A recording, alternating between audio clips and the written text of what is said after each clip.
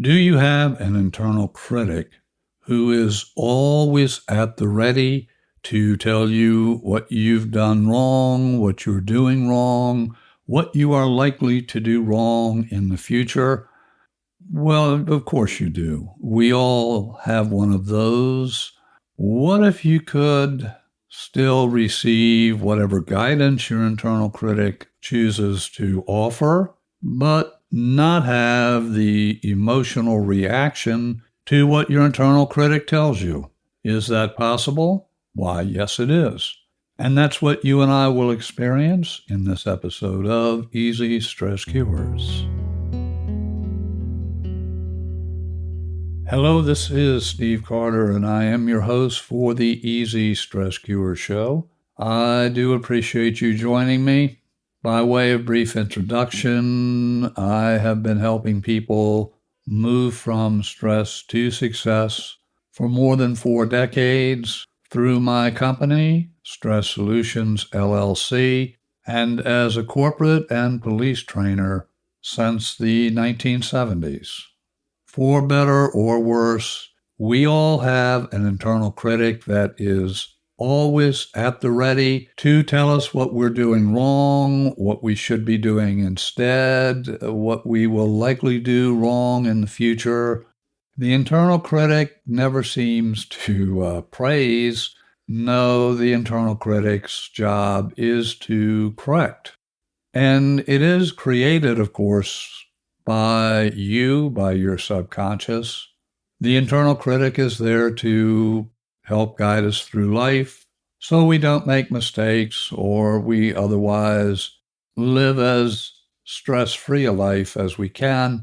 The irony here is, though, that internal critic will create more stress than the actual supposed mistake or mistakes that we make. At one level, the internal critic's purpose is positive. It is there to really protect us.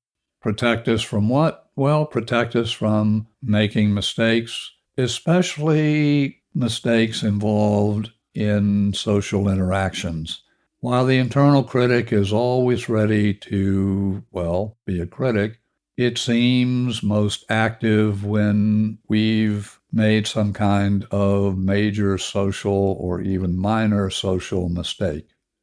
The internal critic is not a bad thing in and of itself, but more often than not, the internal critic is just not satisfied with pointing out whatever mistake we may have made.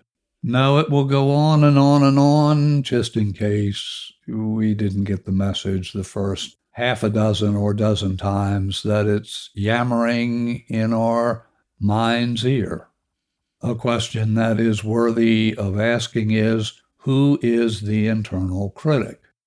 While, of course, it is created by our subconscious, it is created by some part of our mind, the values of the internal critic, the beliefs of the internal critic, are typically those of our parents. It could be a teacher, someone in authority that was in control of you as you were growing up.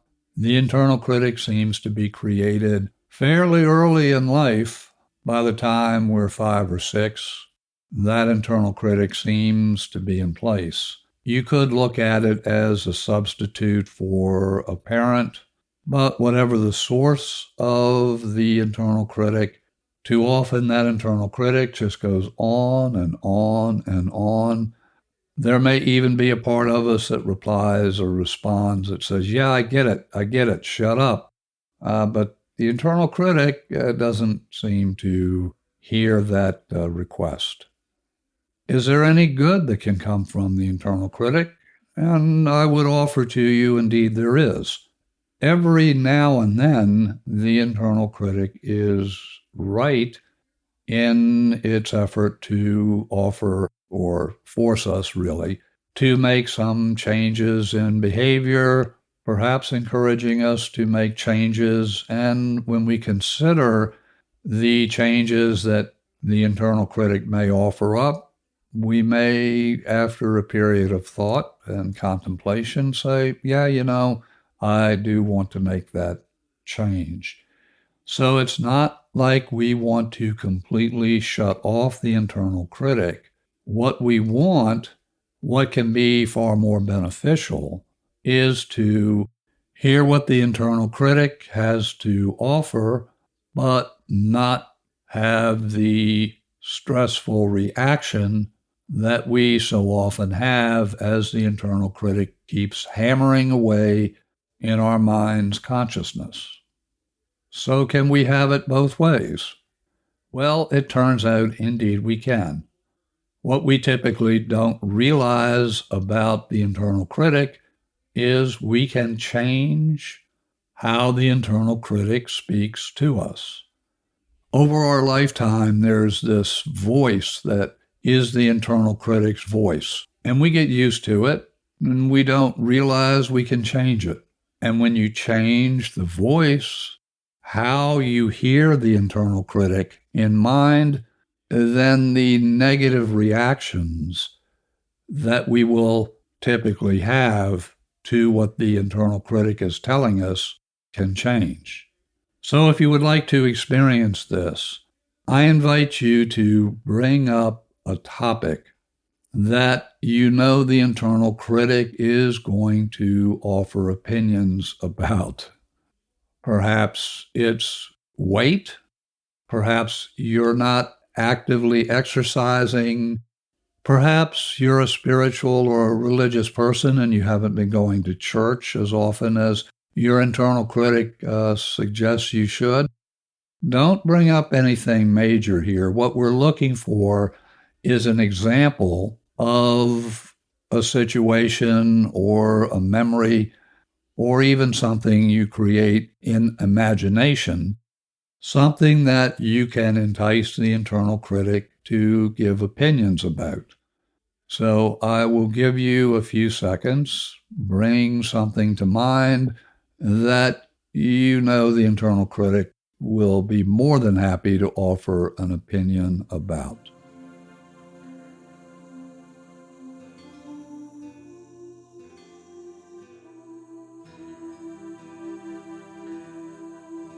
Okay, good. I hope you have something, and if not, you can pause the podcast and give some additional thought. But we'll assume that there's something that you have identified that you know the internal critic will offer an opinion about. So what I'd like you to do now is for the next, we'll say 15 seconds, let the internal critic yammer about whatever it is, and we'll begin right now.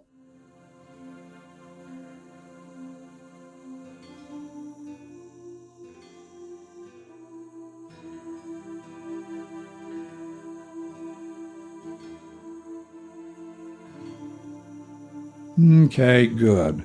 Now, before we move forward, recall the voice qualities of your internal critic. Is it a male voice? Is it a female voice? Is it perhaps gender neutral? Is it high-pitched, medium, low-pitched? Is it strident and whiny? Is it moderate and logical? Or is it low and authoritative? Just recall what that voice sounded like and recall your reactions to the voice. Did you feel an emotional reaction as that internal critic was offering its counsel, its opinion, its critical commentary to you? And if you did, where did you feel that? How did you feel that in your body? And on a 0 to 10 scale, how strong was that reaction?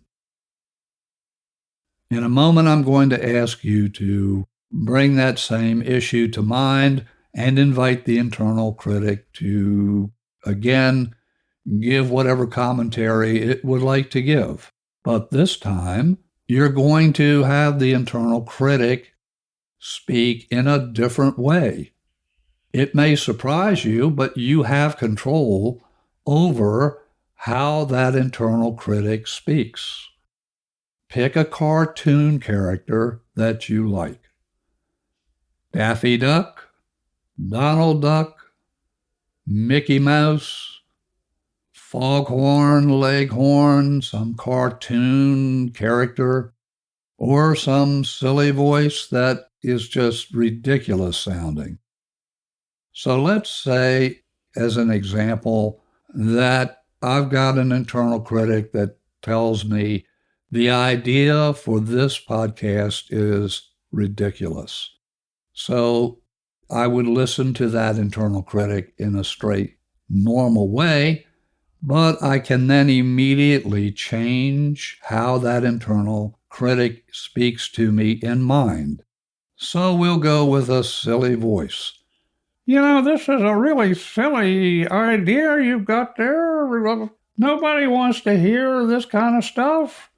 It's ridiculous. Yeah, it's ridiculous. I don't know what you're doing. Why are you doing this? It's so silly. Nobody wants to hear this. Yeah.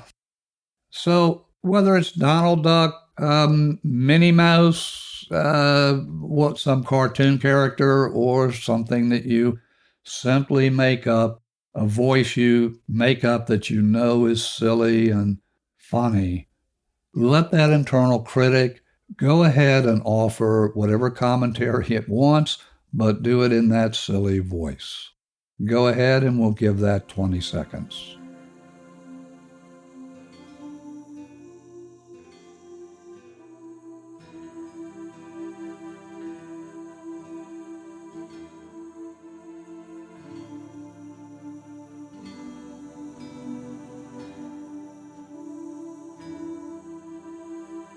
All right, good. Now, you may have laughed, there may be a smile, but think back again on your reaction and notice how different it is now than it was the first time through. So there are two ideas here, important ideas. One is you have control over the voice in your head. You have control over the voice in your head. Now, there are ways you can stop that internal critic. There's a variety of things that can be done. But this is very simple to do. Change the voice. Change the voice when you start to hear that internal yammering. Simply say, stop, wait a minute, change your voice.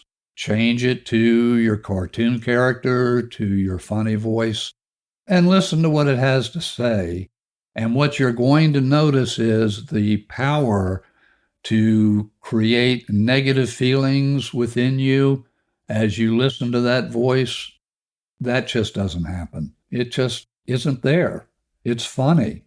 Now, if there's wisdom or knowledge or guidance that you do want to pay attention to, you can pay attention to that logically. You don't have to react emotionally. And then if you choose to make a change, great. And if you choose to say, oh, okay, got it, thank you very much, and move on with your activities, with your day, you have not reacted to that internal voice because the voice is a different voice. The message could be the same, but your reaction to the message is completely neutral. There's no emotional reaction, and you are free to pay attention or say thank you and ignore it and move on. I encourage you to play with this, apply it. You will forget from time to time, and that voice will sneak in, but as soon as you notice that original baseline voice, say, up, stop, voice change, now go ahead. Listen to it in that funny voice, cartoon voice, whatever voice you choose, and you can change to other voices too. You don't have to have just one. You can listen to that voice in your head in whatever way is neutral for you and accept what it says or simply ignore it.